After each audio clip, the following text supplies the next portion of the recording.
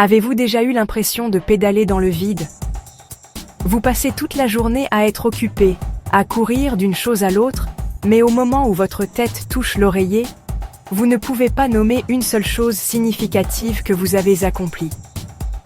C'est une sensation frustrante, comme courir sur un tapis roulant sans avancer. Ce n'est pas un signe que vous êtes paresseux ou que vous n'essayez pas assez fort. C'est un signe que votre approche pour accomplir les choses pourrait être défaillante. La vraie productivité ne consiste pas à entasser plus de travail dans chaque heure de veille. Il ne s'agit pas de se démener jusqu'à l'épuisement. Il s'agit de travailler plus intelligemment, pas plus dur. Il s'agit d'être intentionnel avec votre temps et votre énergie afin que vous puissiez réaliser les choses qui comptent vraiment pour vous. La productivité est un super pouvoir. Lorsque vous la maîtrisez, vous reprenez le contrôle de votre journée et finalement, de votre vie. Imaginez que vous terminiez vos devoirs ou projets plus tôt, avant même de penser à créer une liste de tâches ou à planifier votre journée, vous devez vous poser une question fondamentale. Pourquoi? Pourquoi voulez-vous être plus productif en premier lieu? Sans une raison impérieuse, toute nouvelle habitude est vouée à l'échec dès que votre motivation fléchit. Votre pourquoi est le carburant qui vous propulsera à travers les tâches difficiles. C'est la différence entre cocher des cases sans but et construire délibérément la vie que vous désirez. Rendons cela réel. Peut-être que votre pourquoi est d'obtenir de meilleures notes pour pouvoir entrer dans l'université de vos rêves. Ou peut-être voulez-vous libérer 2 heures chaque soir pour pratiquer votre musique, vous entraîner pour un marathon, apprendre une nouvelle langue. Prenez un moment pour y réfléchir vraiment. Écrivez 1 à 3 raisons puissantes pour lesquelles vous voulez maîtriser votre productivité. Maintenant que vous avez votre pourquoi, parlons du quoi. Notre deuxième conseil est célèbre, popularisé par Brian Tracy, et s'appelle « Mangez cette grenouille ». La grenouille. Votre tâche la plus importante de la journée, souvent la plus difficile, celle que vous procrastinez. L'idée est simple. Attaquez-vous à cette grande tâche dès le matin, avant de faire quoi que ce soit d'autre. Débarrassez-vous-en. Si vous devez manger une grenouille vivante, ne la regardez pas trop longtemps. En accomplissant votre pire tâche en premier, le reste de votre journée devient plus facile.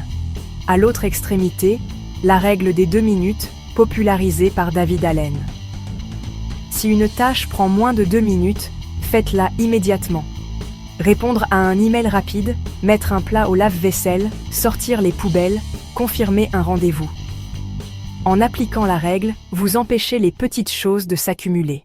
L'un des plus grands ennemis de la productivité est une liste de tâches vagues. Regarder une liste de 10 tâches différentes peut sembler accablant, vous laissant incertain de par où commencer. C'est là qu'intervient notre 4e conseil. Le blocage de temps. Le blocage de temps, c'est planifier votre journée à l'avance et dédier des blocs de temps spécifiques à des tâches. Au lieu de noter « Étudier la physique », bloquez 15 degrés 16-30 pour réviser chapitre 4, plus exercice. C'est comme prendre un rendez-vous avec vous-même. Exemple de journée, 9:30, répondre aux emails. 9:30, 11:00, travailler sur l'essai d'histoire, manger la grenouille. 11:15, pause. 11:15, 12:30, devoir de mathématiques. En attribuant un travail à chaque minute de votre matinée, vous éliminez l'incertitude. Notre monde moderne est un champ de mines de distractions. Et le plus grand coupable est probablement dans votre poche. La première étape la plus efficace est de désactiver toutes les notifications non essentielles, et sur votre ordinateur. Fermez tous les autres onglets. Pas de réseaux sociaux, pas de YouTube, pas d'articles de presse aléatoires. Utilisez des applications de blocage de sites web si besoin. Freedom, Cold Turkey, etc. Fixez des heures précises pendant la journée pour consulter vos réseaux sociaux, pendant vos pauses planifiées.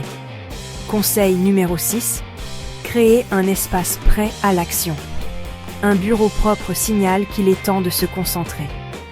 Rendez aussi facile que possible de commencer à travailler, et aussi difficile que possible de vous laisser distraire. Avant de terminer une séance, prenez 2 minutes pour ranger. Quand vous reviendrez, votre espace sera invitant et prêt pour repartir. Même avec les meilleures intentions, maintenir sa concentration pendant des heures est presque impossible. Nos cerveaux ne sont pas conçus pour cela. C'est pourquoi notre 7e conseil, la technique Pomodoro, est si brillante dans sa simplicité. Voici comment cela fonctionne. Premièrement, choisissez une tâche. Deuxièmement, réglez un minuteur sur 25 minutes. Troisièmement, travaillez avec une concentration unique jusqu'à ce que le minuteur sonne. Pas de vérification de votre téléphone. Pas de lever pour une collation. Juste un travail pur et ininterrompu. Quand le minuteur sonne, mettez une coche et prenez une pause de 5 minutes. Après la pause, réglez à nouveau le minuteur pour un autre Pomodoro de 25 minutes. Après environ 4 Pomodoro, prenez une plus longue pause de 15 à 30 minutes. Une tâche grande et intimidante peut sembler impossible, mais travailler pendant 25 minutes paraît gérable. Les courtes pauses régulières préviennent l'épuisement et maintiennent la concentration. Cette technique entraîne votre cerveau à se concentrer intensément pendant de courtes périodes. Se réveiller sans plan, c'est comme prendre le large sans carte. Ceci nous amène au 8e conseil, planifiez demain, ce soir. Avant de vous coucher, prenez 10 à 15 minutes pour établir votre plan pour le lendemain. Regardez votre calendrier et identifiez vos priorités absolues. Dans notre monde hyper connecté, le multitâche est souvent porté comme un insigne d'honneur. Mais la vérité est que nous sommes mauvais en multitâche. C'est en réalité un changement rapide de tâche. Le monotâche signifie donner à une tâche votre attention totale jusqu'à une pause planifiée. Mettez votre téléphone dans une autre pièce. N'ayez pas de vidéo YouTube en arrière-plan. Vous constaterez que vous absorbez l'information beaucoup plus rapidement et plus profondément. Le monotâche conduit à un travail de meilleure qualité et à un plus grand sentiment de calme et de contrôle. Préparez-vous à célébrer vos victoires, petites et grandes. Notre dernier conseil est peut-être le plus important. Célébrez vos victoires. La productivité ne consiste pas à vous épuiser à la tâche. Une partie essentielle est de reconnaître vos progrès. Votre cerveau est programmé pour répéter les actions qui mènent à des récompenses. En célébrant consciemment vos réalisations, vous créez une boucle de rétroaction positive. Vous pourriez créer une liste de faits à côté de votre liste de à faire. Après avoir terminé une série de problèmes, accordez-vous une tasse de thé. Ou en écoutant une chanson que vous aimez. Ces petites récompenses rendent le travail plus satisfaisant et construisent la résilience. Nous avons couvert de la définition de votre pourquoi au pouvoir du monotâche et à la célébration de vos victoires. Commencez petit. Choisissez 1 ou 2 conseils qui vous parlent. Vous avez maintenant une boîte à outils de stratégies éprouvées. Si vous voulez plus de conseils sur la façon d'étudier mieux et d'être plus productif, rejoignez notre communauté. N'oubliez pas de vous abonner à la chaîne Récap pour plus de contenu comme celui-ci. Allez-y, commencez aujourd'hui. Le moment parfait, c'est maintenant.